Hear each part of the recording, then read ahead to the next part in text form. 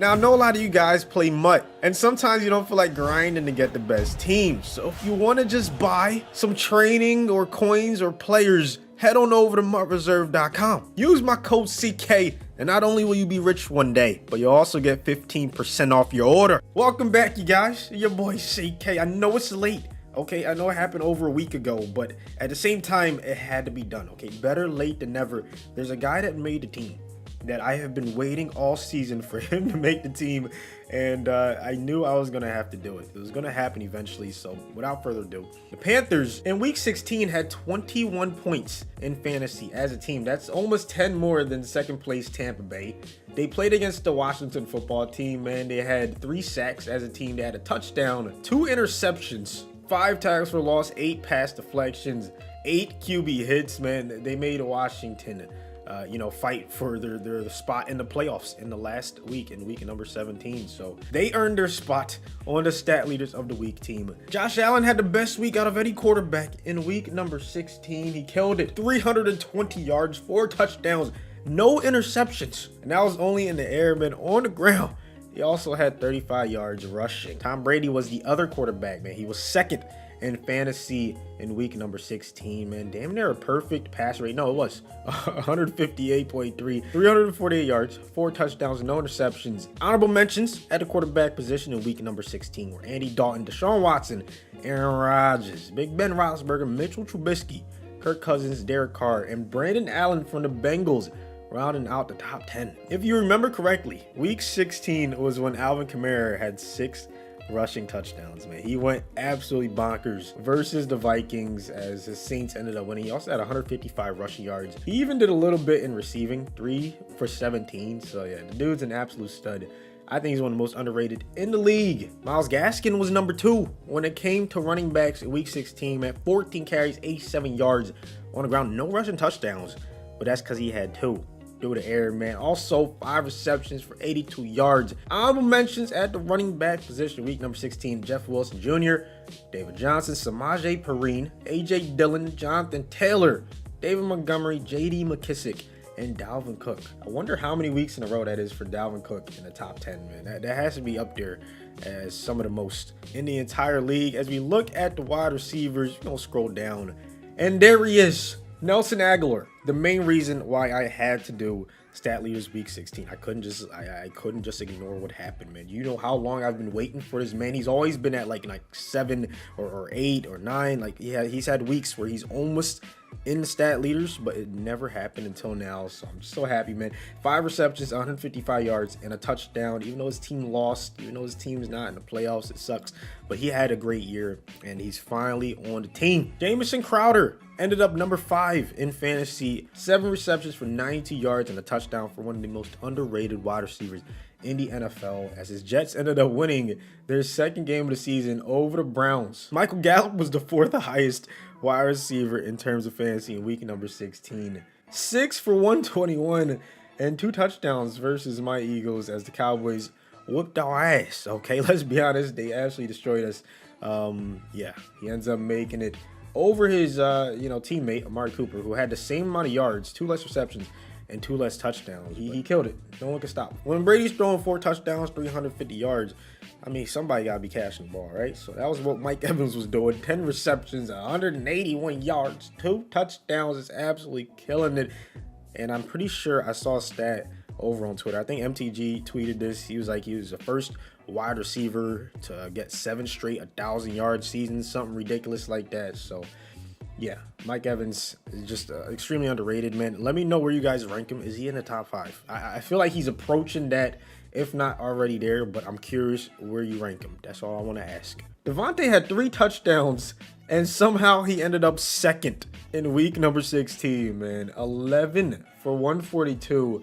And of course, the aforementioned 3 touchdowns, man. Where do you rank Devontae? Okay, another question. Matter of fact, where are you ranking all 3 of these guys? All 3 of these guys at the top, man. I know a little spoiler, we haven't gone over Diggs yet, but he's up next. Matter of fact, let me just get right into him.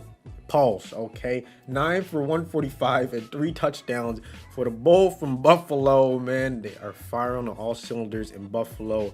I'm just going to go ahead and give you a quick shout out to my prediction video over on Facebook. I did it. If you want to go check it out, you could do so, man. Link will be in the description to the page, and you can go watch it, man. I'm not gonna spoil nothing. I'm just gonna say I like the Buffalo Bills. I like what they're doing, man. I could see them making a deep run. But yeah, Stephon Diggs killed it week number 16, as he has done all season.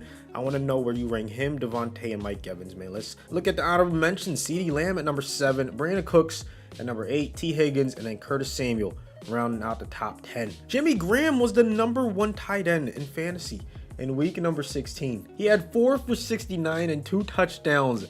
This is crazy. You would think this is like 2015, 16, seeing Gronk and Jimmy Graham, you know, at the top of the league in terms of fantasy, man. They have been low-key surprising a lot of people, including me. I didn't think Jimmy Graham was still this nice, but he's been cooking this season. And then, of course, Gronk, he had 258 and 2 touchdowns, man. Incredible season for him. And hey, maybe he could take his team to the promised land. Him and Brady, I mean, they've done it before.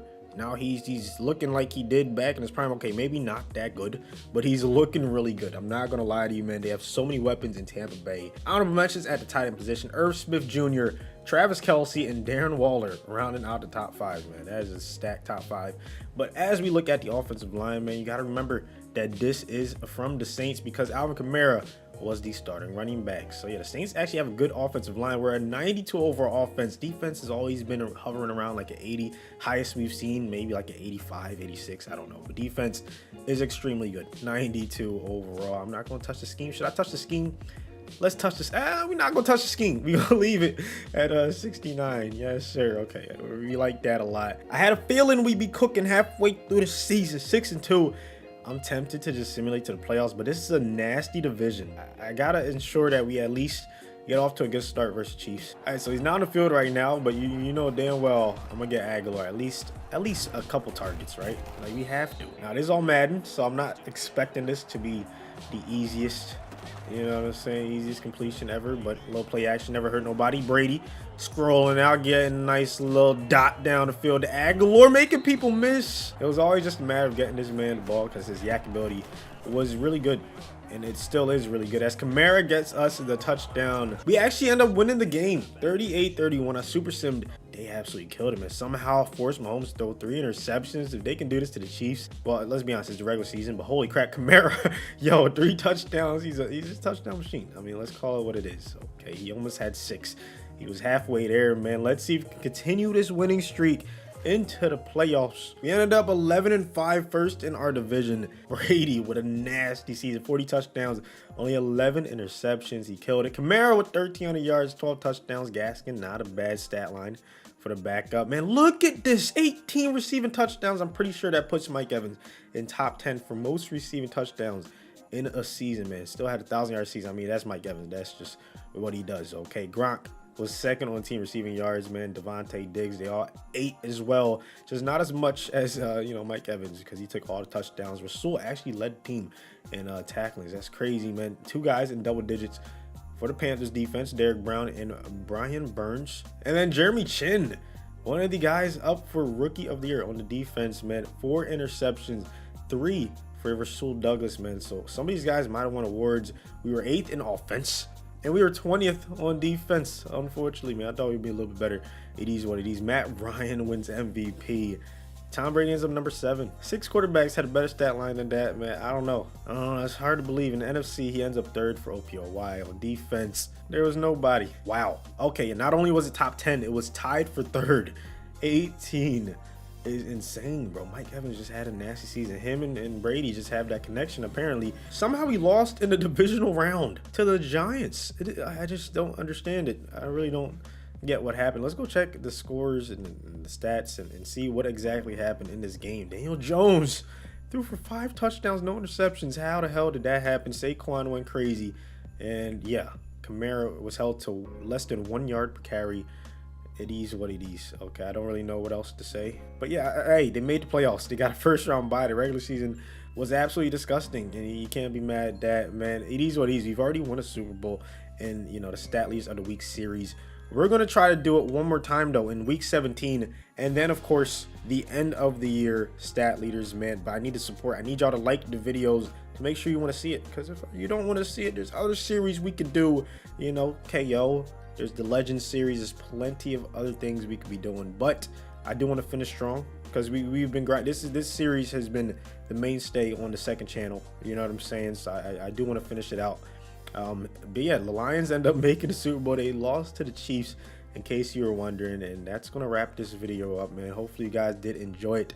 Gonna try to bring more energy in the next one, man. I'm feeling a little bit under the weather, but I'm doing my best. I'm doing my best, man. I'm trying to do main channel, Facebook, second channel, man. We grinding.